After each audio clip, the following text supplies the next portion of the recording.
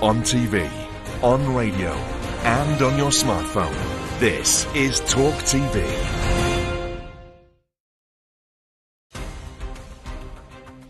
Tonight on Piers Morgan Uncensored, sealed by the royal hand. Now Prime Minister Truss shakes up the British government. But how will she pay for her big energy bailout? As crime hits a 20-year high, have police lost control of broken Britain? Fast trafficking victim or playing the victim? Should we show mercy to ISIS bride Shamima Begum and allow her back to the UK?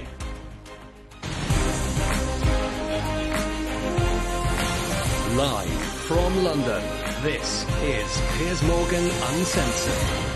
Well, good evening. Welcome to Piers Morgan Uncensored. My little rant last night about the state of broken Britain has had about 2 million views so far across various platforms, suggesting it hit a nerve with you, the viewers. And I'm not surprised, because we're all feeling, aren't we, that this country is careering out of control. And the person who's been charged with putting it back on the rails is Liz Truss. Well, nothing will be straightforward for the new Prime Minister. She's Britain's fourth PM in 6 years, and she steps directly into a cost of living crisis, an energy crisis, a health crisis, a crime crisis, a migrant crisis, even a sewage and sea crisis. It's a crisis of crises. And they say, don't they, that you need to be a lucky general. Well, she couldn't have started worse, really. First of all, it rained on her parade, quite literally. Just rained and rained and rained after Boris this morning sailed off in bright sunshine. And then when she went up to Scotland, Liz Truss, to meet the Queen, have it all formalised, well, she got stuck in the air, wasn't able to land for quite a while. That's not a good start for any general, is it? A lot of rain and stuck in the air. I hope things improve for Liz Truss, because honestly, I want her to succeed. Anyway, the Queen ratified this from Balmoral. Liz Truss is the new Prime Minister, and tonight she's got this burgeoning in tray of problems to deal with. Well, she addressed the nation. I was going to bring you the best bits of it, but actually we were going through it a little earlier and we decided there weren't many. In fact, this was probably the most memorable thing she said. Thank you. Thank you. Well, I'm sure she's very grateful for the job. I'll be grateful if she keeps her promise and fixes the problems that we have. The speech was light on detail. In fact, there wasn't a detail in the speech, and that is worrying, I think. But Truss did say she'll unveil help on the rocketing cost of energy later this week, reports suggesting she's preparing a bailout of up to £100 billion to keep families and businesses afloat. Bills could be capped reportedly at £2,500. But how she's going to pay for this remains unclear, particularly given her commitment to actually cut taxes. And who she's going to rely on to help navigate the storm, well, it's becoming a little clearer tonight. Her first cabinet appointments include her close friend and ally Theresa Coffey as Health Secretary and Deputy Prime Minister. Suella Braverman is the new Home Secretary. James Cleverly becomes Foreign Secretary. Kwasi Kwarteng will be the Chancellor. And basically everybody who didn't suck up to Liz Truss has been shoved out the door, which is what tends to happen in these things. Let's get into all this with my gloriously exotic Piers pack tonight. I'm joined by Talk TV presenter Richard Tice, political commentator Grace Blakeley, best-selling author Douglas Murray, New York Post columnist Maureen Callan, and Talk TV political editor Kate McCann. Well, welcome to all of you. Kate, let me start with you. A busy night going on down there in Westminster. Not really that surprising. Everybody who didn't support Liz Truss fired unceremoniously, and all the suck-ups get all the top jobs. Well, that's certainly one way of putting it, and it is what we are starting to see in those early big appointments. Those people who've been closest to Liz Truss throughout this campaign, Theresa Coffey, as you said, top job, Deputy Prime Minister and Health Secretary, a really significant part of the three-point plan that Liz Truss announced today in Downing Street, and others too. Kwasi Kwarteng, now he is going to have one of the most difficult jobs in government, I think, of well, any of the last couple of governments, because he's going to have to tackle the energy crisis. He's going to potentially have to announce, as you said there, a £100 billion plus plan to solve the energy bill problem that Liz Truss is now faced with. And that, it sounds like, could go on borrowing, just essentially topping up what is already a significant debt pile that the UK government is sitting on. Now, some in Liz Truss's inner circle are not particularly worried about that. They think that the UK economy can grow and that ultimately things will be fine. But there are others who are a little bit more worried and concerned still that it might not be enough, and ultimately Liz Truss may have to go further if, as we expect, this plan will potentially run out sometime around Christmas next year. So an unenviable task, but as you say, so far a cabinet stuffed with loyalists. Perhaps not surprising, but there will be those in Westminster, and some of them were wandering the corridors with their phones just held out in front of them, just, you know, looking for a bit of phone signal, who want to be in those top jobs, who will be missing out because they didn't back the right candidate. It'll be fascinating to see what happens to Penny Mordaunt. She's been tweeting very supportively of Liz Truss in the last couple of hours. Maybe she might be in line for a top job too. Oh, they'll all be greasing away, won't they, on social media? Oh, she's wonderful, wonderful. Please give me a job. My problem is I couldn't get past Theresa Coffey as Deputy Prime Minister and Health Secretary. But apart from the else, she's not exactly a picture of health, is she? I mean, I don't mean to be personal, but she's a big smoker. She's clearly overweight. Is she the right person to be lecturing us all on public health? Well, look, I think Theresa Coffey has handled one of the most difficult briefs in government, the DWP, Department for Work and Pensions. And what she's done is quietly navigate her way through some pretty big challenges and got what she wanted. You may not know Theresa Coffey. People may not recognise that name and immediately know what she looks like. But she has made a difference in a department which usually is regarded as impossible to run. She fought Rishi Sunak over the £20 universal credit uplift. I know, look, I'm sure you're right, but I've interviewed her several times and I thought she was shockingly mediocre. The only thing I remember her for, actually, where I thought she had a tick in the credit box was her performance at a karaoke. Let's take a look at this.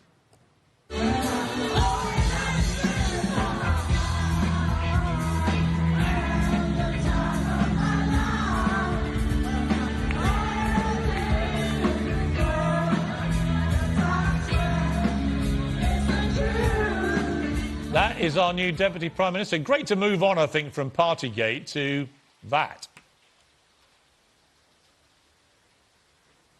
Well, look, I'm sure, Piers Morgan, that you wouldn't get angry with people for having a little bit of fun.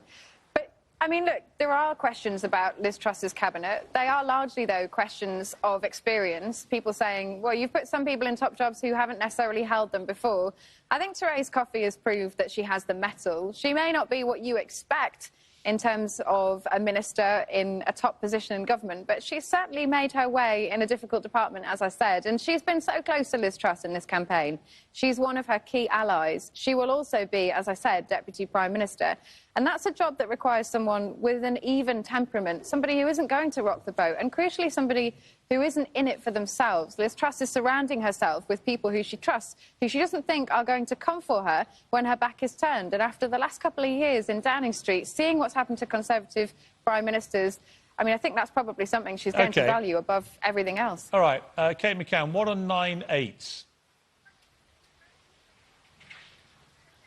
What are 9/8? 9 times 8. Oh, no. Don't hit me with maths questions. Maths is... I am so bad at maths. Fantastic. You don't actually know what... There's a reason I'm asking you. I'll take you off the hook, because actually I did ask our new Prime Minister that very question on Good Morning Britain. And watch the terrified face, a bit like yours, and the pause that happened. Watch this. Like mine? Yeah, watch this. 9 times 8. 9 times 8 is 72. But I'm not going to answer any more of these questions, Piers. I knew you were going to ask me that. You know what? And I think one of the problems we've got is that people get put on the spot. She was literally on that day to talk about maths, right? I didn't think it was... So I'm not going to answer any more of your questions, Piers, about the thing I've come on to talk about. Anyway, it's quite clear, Mr McCann, that you know as little about maths as the Prime Minister, which is a little unsettling to discover, because I thought you knew everything. But, Kate, it's going to be a lot going on. You better get back to your workstation. If we get any more dramatic developments, let us know. Otherwise, we'll see you again tomorrow. Take care. Bye. We're not going to do karaoke tonight. I wouldn't mind doing karaoke, actually. Let's come to our Piers pack. Grace Blakely, I haven't seen you for a while. Hey, nice to be back. Welcome back. Nice of you to stop gallivanting around the world.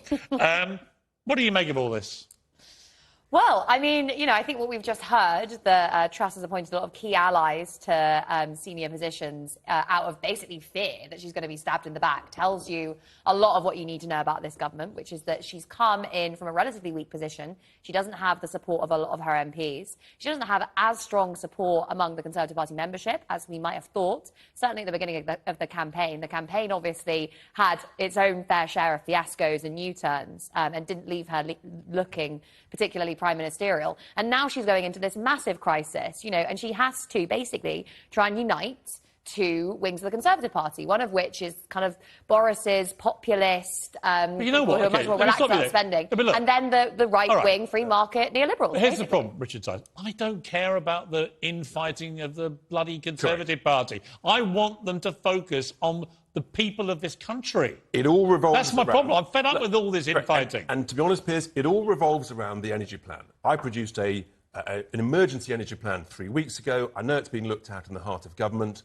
If she gets that right, this week, she will get a big, big boost. She will unite millions of households up and down the country. How can she do it and cut taxes? Very simply, you put the onus on the gas producers, the energy generators, not on us, the taxpayer and the borrower, because otherwise you're literally borrowing from us, taxpayer, to give it to the oil producers. I said you've got to revert to the average 2021 price for the wholesale price, and you've got to say to all the generators in the UK, that's what you're doing. That's the price you get when you sell to the UK. I do not disagree with Richard on this, actually. I know, this is crazy. Isn't it wonderful? No, it is. It's brilliant, because it's very obvious. What we're seeing at the moment, it looks like the beginning of a plan from Liz Truss, which is an energy price cap, but it's not an energy price cap, because a cap implies that you are, capping the price at which producers can sell, and that involves them taking a hit, potentially with a small subsidy from the state. What she's really doing is saying, you guys keep all the profits, you carry on making all the extraordinary profits you're making, and we will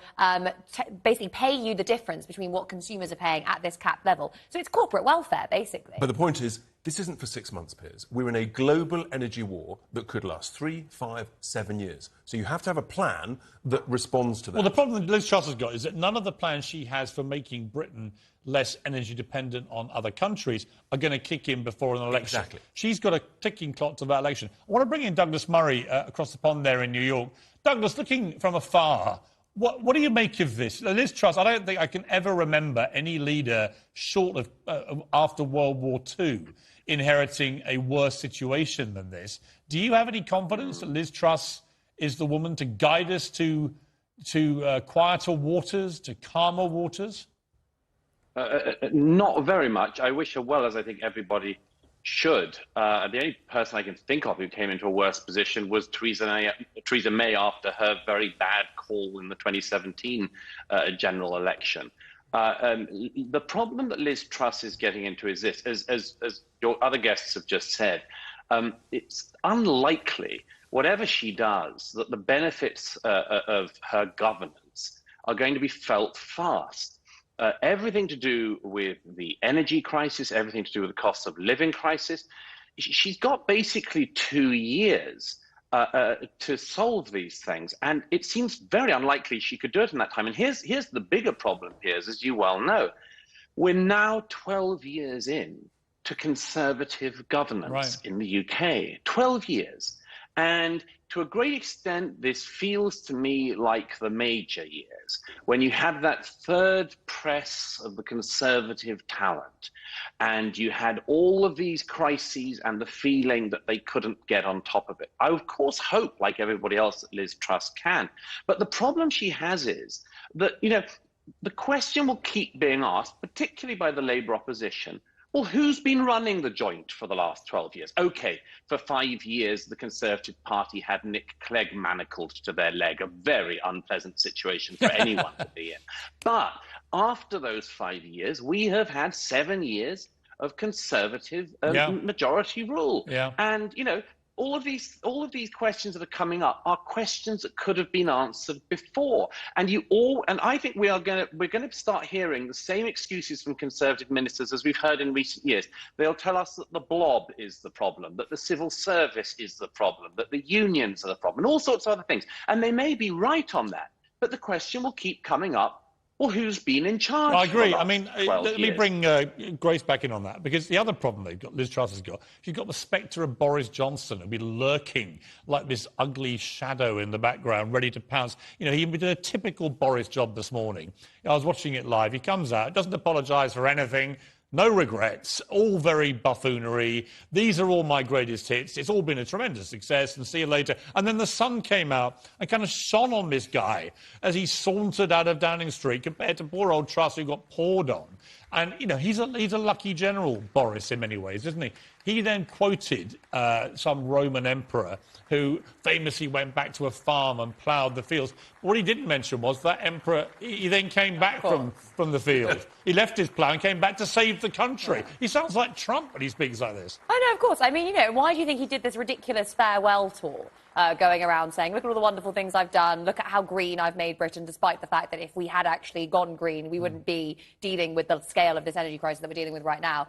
He's obviously planning on coming back. You know, he's going to go away, go on the speaking circuit for a few years, make huge amounts of money. The book will make millions. Make huge amounts of money while people in this country are literally struggling to heat their homes. Come back when he's dealt with all of his offspring and given them as much money Richard, as we are in they an need. era, aren't we, where shamelessness with politicians can be very successful. Donald Trump, Boris Johnson, they have no shame. Just focus on the track record. 12 years, as Douglas said, of Tory leadership, Tory government has left, as you said, a crisis of crises. There are so many, you can't name them all, you forget them.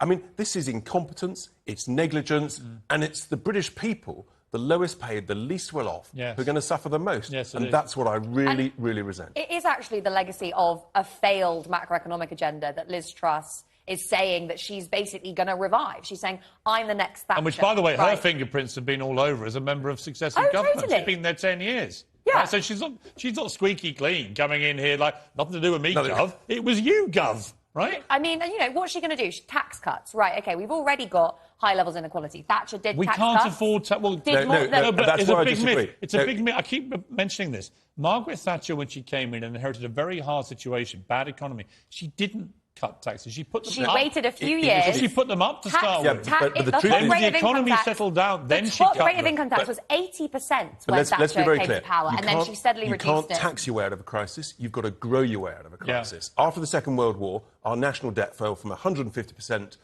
down to about 50% very, very quickly because of growth. And she's right on that. But so tax she's got to cuts cut don't taxes. deliver growth. They do. If you tax cut cuts taxes, delivered growth, then, you know, we would have had Absolutely. astonishingly Cut levels of taxes- growth over the taxes course hard. of the coalition government when But they they introduced haven't the cut corporate tax taxes. reform. We've They got cut the highest corporation taxes tax. for 70 years. We're in a race to the bottom on corporation tax, and that's But you haven't cut taxes that's for people supposed or to be small what delivers investment. Actually, as leaders from Thatcher to Reagan and others have proven, when the economy is doing well and is stable and you cut taxes, you can get the growth. But how do you get the economy well and doing stable? Well, you need that's low levels of inequality. You need investment. I don't think you can do it. Public investment, I don't think you which can we massively haven't had. increase borrowing by 100 billion and cut taxes and expect The growth. government's, I don't think you can do it. government's balance sheet is absolutely fine as long as you cut taxes, you cut unnecessary regulation, and you go for growth. What you don't do is borrow to subsidise, to give 100 billion quid to a bunch of already very rich investors in oil producers. OK, well, look, talking of bunging millions and millions of pounds to very rich people, we're going to come back and talk about me, Meghan, and hapless, half-wit Harry, because Maureen Callaghan, one of our other guests on the Pact today in New York, wrote one of the most excoriating pieces I've ever read in my life about anybody about these two. I want to talk to her about that after the break, and also about this extraordinary case of a teacher in Ireland who's been imprisoned because he refused to use the right gender about a transgender student. We'll explain all that after the break. Stay with us.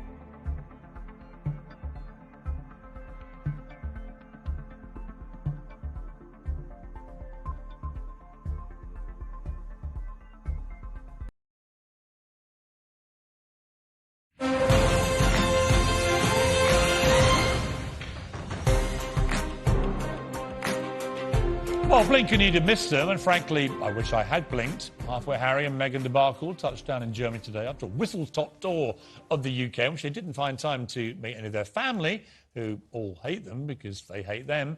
They did meet a lot of strangers, of course, and Meghan was supposed to be lecturing young people about equality, which is her favourite subject from her Californian mansion. But instead, she stuck to her specialist subject, the one she currently really loves, which is talking about herself. I'm so grateful to be in your company today. I was first invited to be a counselor at One Young World. I was probably a lot like each of you. How am I here? And there I was the girl from Suits. And I was surrounded by world leaders. I was so overwhelmed by this experience. I think I even saved my little paper place card. Proof that I was there, I belonged. I was so nervous. I doubted myself, and I wondered if I was good enough to even be there, what I was doing in the world, albeit important and meaningful as far as I saw it, was it deserving? One Young World saw in me, just as I see in you. My life had changed rather significantly, and I was now a mom. And I would ask, what is this world he would come to adopt? And what can we do? What can I do to make it better? I don't know. What could you do to make it better? You're just so special. And how did you get to sit at the top table with all the world leaders, Meghan? Oh, could it be because you married a British prince and then dragged him out of his country off to your California mansion to fleece your royal titles? Anyway, 54 times she mentioned herself in a 7-minute speech. Even I haven't done that in a speech. That gives you some idea of the scale of the Netflix narcissist. My question really is, how can they be allowed to do this? To run around like a rival royal family, including in this country, a country they've been trashing, with a monarchy they've been trashing, with a royal family they've been trashing. Why do we let this happen? I want to go to New York Post columnist Maureen Kelly. We're waiting very patiently. Maureen, welcome to the show. Great to have you on. You wrote a absolute... Thank you for having me. You wrote one of the all-time great tub-thumping, excoriating pieces about this last week, which I read on holiday. Kind. I thought even I couldn't have written one quite as savage. So congratulations. But tell me, what is... because there's been this kind of mythology that in America they all love Meghan Markle and are proud of her for coming over here and stealing Harry and so on. What is the reality? This is a common misconception that the Brits have. I understand why, and I can promise you nothing could be further from the truth. Even, you know, that profile that I columned on ran in New York Magazine, and it attracted hundreds and hundreds and hundreds of comments immediately. Now, that is a self-selecting group of woke, leftist, self-identified social justice warriors, and they were piling on Meghan as a liar, as an insufferable narcissist, as completely inauthentic, as who does she think she is? She married into this family. All she does is trash them. She's a hypocrite. She's trying to monetize her own children off the backs of the royal family, the ailing queen. So that piece, you know, it's not the first time I've written about Meghan. It certainly won't be the last, but that piece really hit a nerve. I mean, the problem, Maureen, is as a country, the United States has now sent 2 women to our royal family, Wallis Simpson and Meghan Markle. The first one led to an abdication. We didn't and the send second her, one might Piers. be leading to the end of the monarchy. You guys took her. We need better quality American women. Well, I think you need to sharpen your BS detector a bit, because she apparently the royals themselves caught on pretty quickly that she was not everything she appeared to be. Well, I caught on pretty quickly. Unfortunately, I then got removed from the job that I had at the time for disbelieving her nonsense to Oprah Winfrey. What's quite interesting is the more she talks, the more people realise she is fork-tongued. Grace Blakely, can you defend this woke warrior? Is she the epitome of equality? Oh. Is she the standard bearer? Piers, you know how I feel about this. I just don't care. Like, you know, I find it when people like Meghan Markle are held up as you say, the standard bearers of feminism and, you know, social justice, ridiculous, because she is obviously so far removed from the concerns and troubles of the vast majority of women, and this idea that we have now among, you know, certain parts of the liberal, by the way, not left or socialist, liberal elements of politics, is that, you know, we need, you know, rich women to like lean in and give inspirational speeches and kind of show everyone else how to be. But ultimately, it's just the same part of this like weird cult of celebrity that distracts people from the real issues that are affecting their lives. And I couldn't agree I'm more. a Republican. I don't care. No, I couldn't agree more. Richard? I thought she'd left the United Kingdom Right. for privacy and to get away from the royal family so she didn't have to go to those sort of charity events that she went to last night. But now she's back talking about herself, and you're thinking, well, hang on, so are you staging a comeback? As you say, is it a rival sort of royal gig? What is going on? And what is going, honestly, what's going on with Harry here? I was told on good authority yesterday that Charles in particular is unbelievably hurt by what is going on with his son and daughter-in-law. He doesn't understand what he's done wrong. Remember, he walked her down the aisle. Douglas, let me bring you back in here on this. There's lots of plays going on here, aren't they, with the Sussexes? But the one I can't get away from, they keep trashing the very institution that gave them these titles that make them their millions. There is the ultimate hypocrisy right there, and it's a running sore. Well, the royal family is clearly just a leg up for Meghan Markle, who believes that her position as a duchess now allows her to inspire us common folk with her amazing wisdom. Unfortunately, as we just saw again from that speech, her wisdom is from the school of Hallmark cardsism. It's all sort of sub-Obama, pseudo-inspiring stuff about how you can be the person you meant to be for the being that you could be, and everyone else can be like you. Oh, it's all total flannel, isn't it? It's total flannel. It's total flannel. None of it ever makes any sense. I say you mostly see this sort of thing in Hallmark cards philosophy. It's all about you being your true self and all of this sort of thing. I don't think that. I mean, I've never heard somebody with more of a tin ear than Meghan Markle. Most people know the reason she's on the platform is because she married a prince. Of course. That's it. Otherwise, she'd still by the be way, in I think season 24 of Suits, exactly. as a minor role. And when she sits and goes, little old me from Suits, and look at me now with all the world leaders. Why do you think you got there? Honestly, Princess Pinocchio, I think the Queen should strip the titles. I think we're just done with it. Or we should just get rid of all the titles and get rid of the monarchy But and that, become a republic. One of the greatest assets. It's one of the greatest assets. The royal family is mired in scandal, and Meghan Markle is, by far the least of their problems at the moment, I think, as we all know. Well, I certainly wouldn't equate what they've done with what Andrew did, so I agree with you about that. But the damage to the monarchy is what worries me. Correct. Because the Queen is in very ill health. We know that. She's elderly. She's 96. She's not going to be here for a lot longer. We know this. What happens next is hugely important. The monarchy is one of the greatest foundation assets that this country has. We should be very proud of it. And, this is catastrophic for the royal family. And they've got to deal with it. They've got to cauterise the wound, frankly. I want to show, talking of cauterising wounds, I want to show Maureen. Can we get Maureen back for a moment? I don't know if you've seen this, Maureen, but I've just written a column for the New York Post, and both you, me and Douglas all write for the Post. I've just written about Kim Kardashian's derriere, which has now been appearing on the front cover of Interview magazine under the American Dream issue of Interview. We have to have this, apparently, as the emblem of the American dream. Kim Kardashian's gigantic naked backside bearing off the magazine stands. As an American, do you see this image as the personification of the American dream? Oh. It's a specific kind of American dream. I think it's a kind of American dream that, does share something in common with Meghan Markle. When you are devoid of really any talent or intellectual contribution to make, what do? You auto-generate your content. What is Kim Kardashian's content? It's her ever-evolving, uncanny valley kind of physicality. This isn't even new. She did this before. She was on the cover of Paper magazine, and her bum was, out there, greased up, and it was shocking at the time. And I think that what is probably going to be shocking to Kim Kardashian is that these kinds of images they fail to shock any longer. Exactly. The only shocking thing is she kept some clothes on. Yeah, I agree. I totally agree. Exactly. I want to just mention another story before we finish with the pack. This extraordinary story of a school teacher in Ireland who's been imprisoned after refusing to use the pronouns requested by a trans student.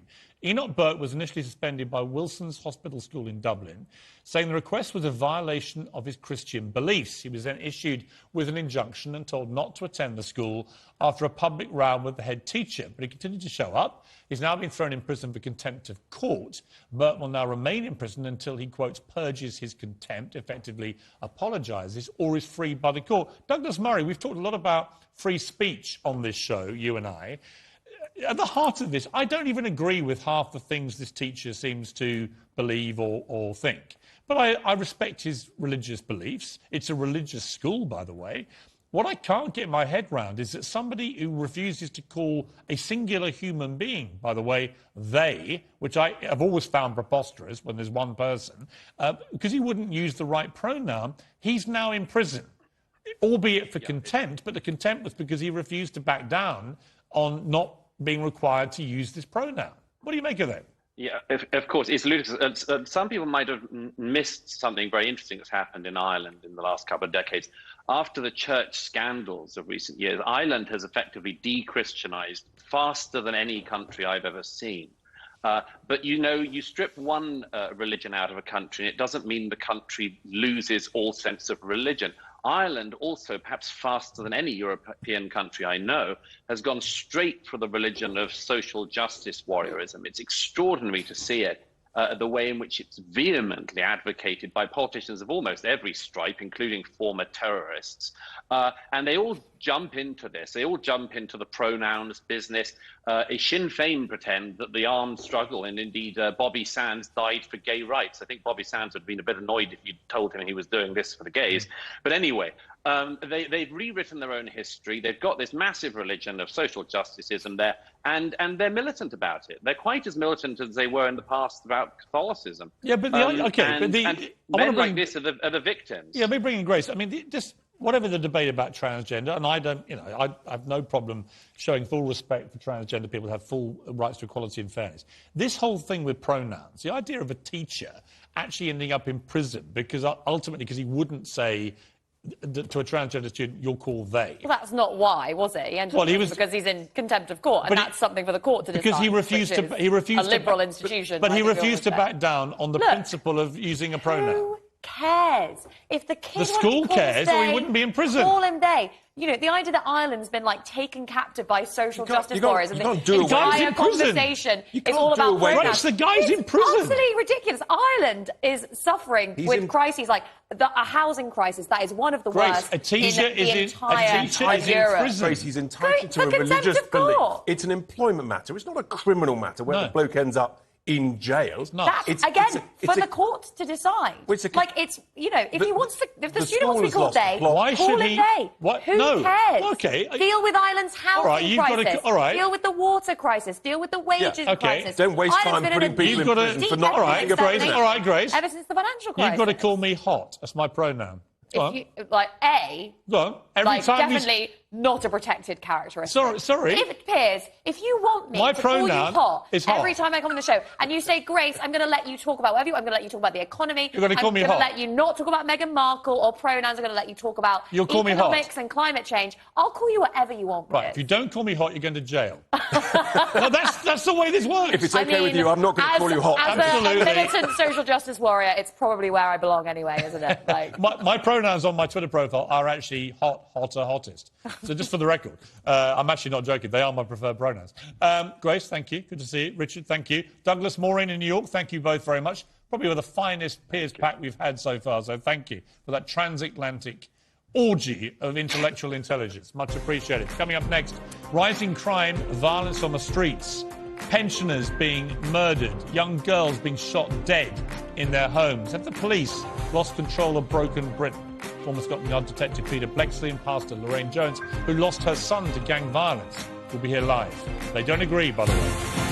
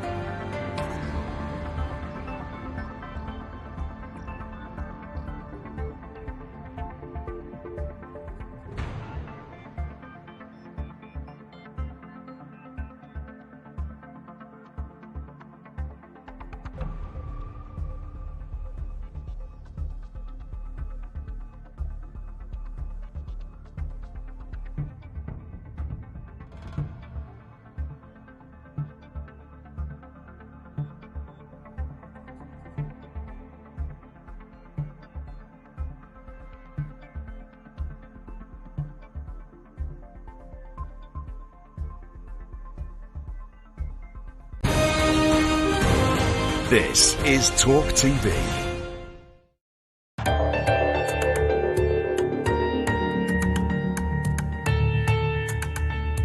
Well, our understaffed, overworked police forces across the UK brace themselves for a winter of surging crime and civil unrest. A leaked national strategy paper drawn up this summer shows that police chiefs are worried about a breakdown in public order and even corruption within their ranks due to the spiralling cost of living crisis. But with crime levels in England and Wales at a 20-year high and less than 6% of crimes reported leading to charges, the big question is, have the police lost control of our streets? Well, joining me now are former Scotland Yard detective Peter Blexley and Pastor Lorraine Jones, who acts as a liaison between police and families after our own son, Dwayne, was stabbed to death. Welcome to both of you. Thank you. Lorraine, great to see you. Every day we seem to wake up now to some new horror. Young kids stabbing each other to death. A little girl, aged 9 in Liverpool, shot dead in her home as part of some gang thing going on. You have a pensioner in a mobility scooter killed.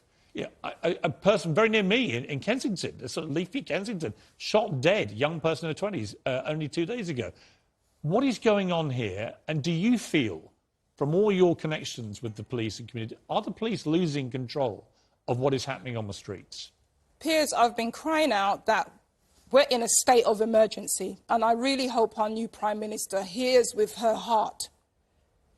The evidence is there. Have they lost control? The evidence is there. What's going on? Poor Olivia. She was only 9 years old, in the safety of her mother, in her home, shot dead in the chest. We've had countless incidents. If not fatal, there is a lot of violence and crime on our streets. It's a state of emergency. What is the answer? What is the answer? Yes. There needs to be a shift in leadership, and our Prime Minister can do that.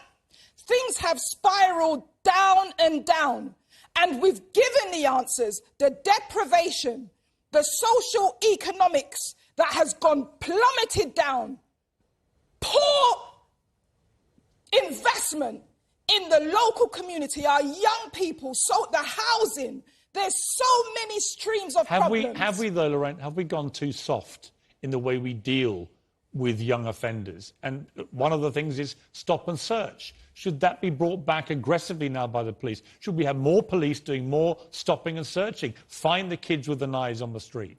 That's the problem, Piers. The government is relying on the police to do stop and search. Stop and search has been going on for decades before my son was killed. It's going to take more intervention than stop and search. What we have to remember is the police respond to the problems. We need to prevent these things from happening, and that's not going to happen until we deal with the root causes of what communities are facing. Peter, everyone I know who's had any experience of crime recently in this country says the police don't bother responding fast enough, if at all. Petty theft and burglaries and so on just get completely ignored. We're seeing constant increases in violent crime. And we're seeing a lot of sort of woke police stories popping up in the papers of them dancing at carnivals and so on, which creates an impression to the public that while all this mayhem's going on, they're not taking it seriously enough. What's your view? Indeed it does. The police service of late has come up with an expression that says, we're the service that can't say no. In other words, when there's an emergency of whatever description it may be, mental health or connected to social care, for example, the police go and deal with that. Well, actually, the time has come now for the police service to stand up and say to government, no. Give me three things Liz Truss should do. Take away from the police this dreadful amount of mental health work that they're having to get involved with. Same with social care work. They're not mental health workers, they're not social workers. Carry on with the recruitment programme and entice experienced officers to come back either in a full-time role or a supervisory role so that all these new officers can benefit from good experience. What is morale like amongst the police? Rock bottom in many regards. Officers, as many as they're getting newbies through the front door, experienced guys and girls are going out of the back door because they've quite simply had enough. Not only because of the workload, because of pay and pension conditions being butchered. So, yes, morale is dreadful. It needs to be attended to. And quite frankly, those who are in charge, the desk-driving officers that have got their degrees in the last 25, 30 years, who have letters after their name as well as in front of them, really need to focus on serving the public. Community engagement is not dancing, it's not prancing, it's not face painting, and it's not a coloured helmet. It is serving the communities that have become victims of crime. Attend every crime, speak to every victim. That's when public trust and confidence. You know what's interesting to me soar. is I can see you nodding. There's a lot of agreement here. There's not enough being done. We need to do more. I hope your voices get heard. I hope Liz Truss is listening to this conversation because she needs to act and it's getting out of control. Thank you both very much indeed. I appreciate it. Thank you, Piers.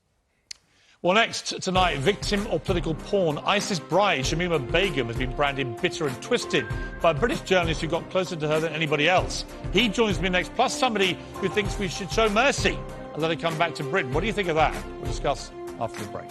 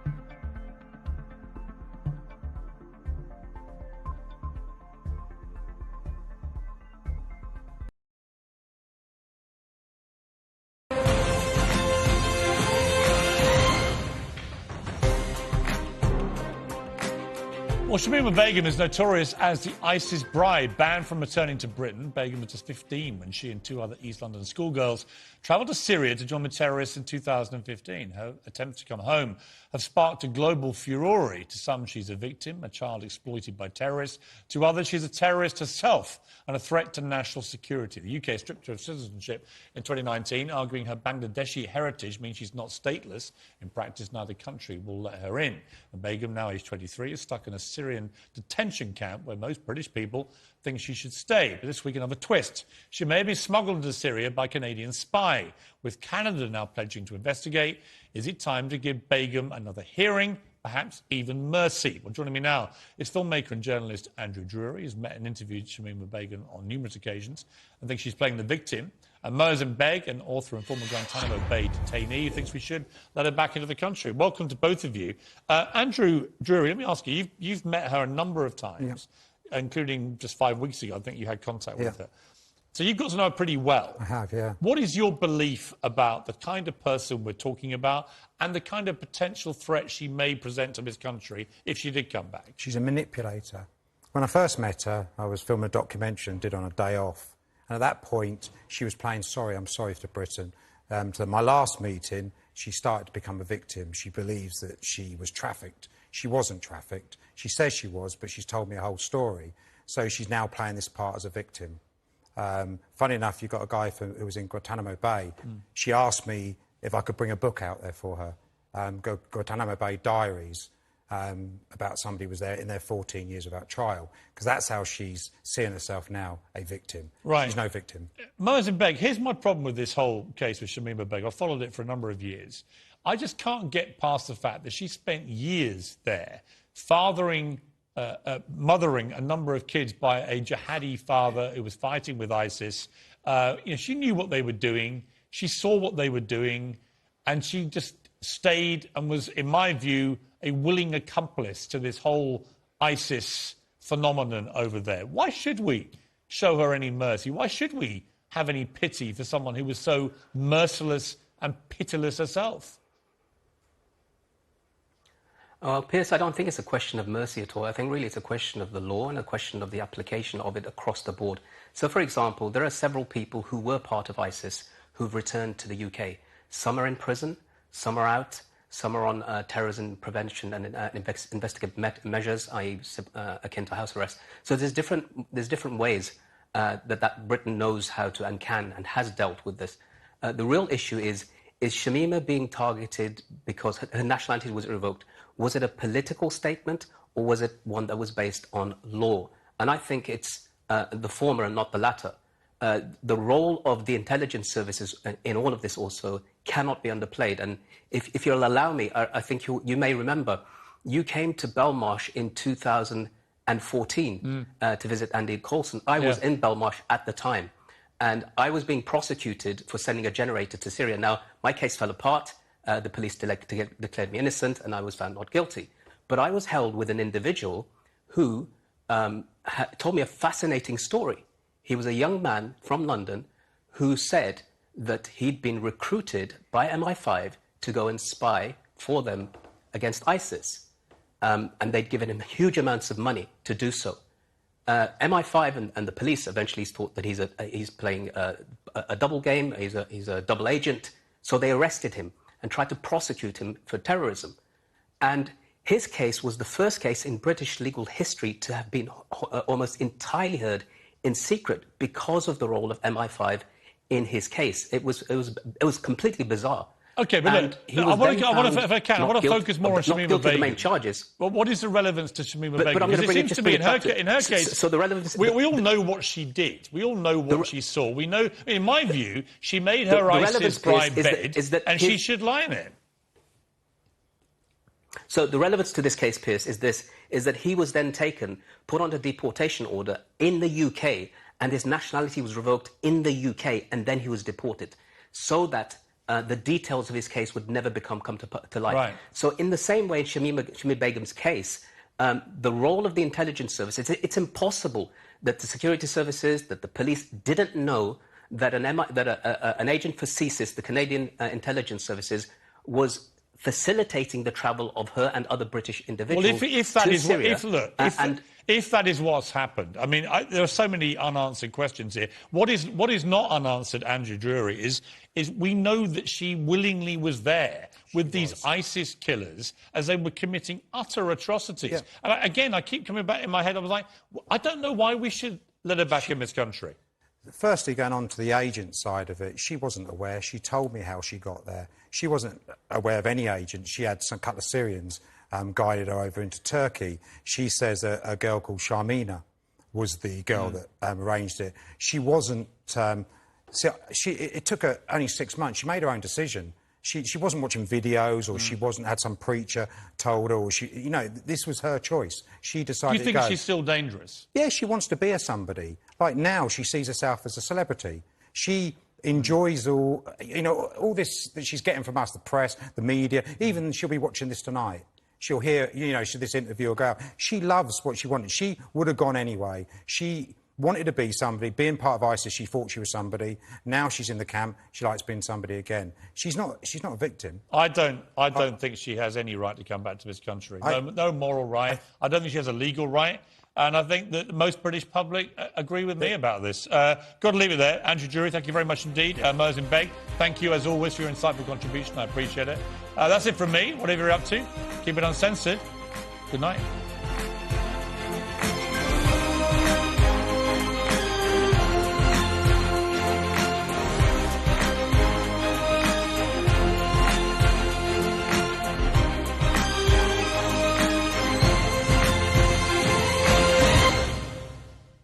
I'm Tom Newton-Dunn, and this is Talk TV. The most memorable moment in my career, without sounding completely conceited, has to be interviewing President Trump in the Oval Office in the White House.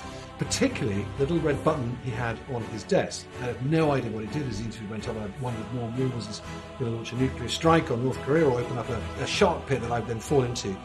Turned out he pressed it right at the end of the interview, and in walked a butler with a tray carrying a Diet Coke. It was a Diet Coke button.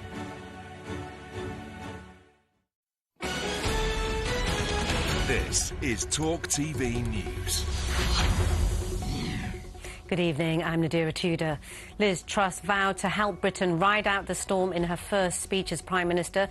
Delivering her address at Downing Street, she said she had a bold plan and her first priorities will be cutting taxes, fixing the NHS and dealing with the energy crisis. The new Prime Minister, who was officially appointed by the Queen earlier, is expected to announce a freeze on bills in the next few days. Well, Truss has handed out the top jobs in her cabinet tonight. Theresa Coffey has been made Health Secretary and Deputy Prime Minister. Kwasi Kwarteng is the new Chancellor. James Cleverly has been promoted to Foreign Secretary, and leadership rival Suella Braverman will become Home Secretary, while supporters of Rishi Sunak, Steve Barclay, Dominic Raab and Grant Shapps have been sacked. That's all for now. We'll have more after the talk.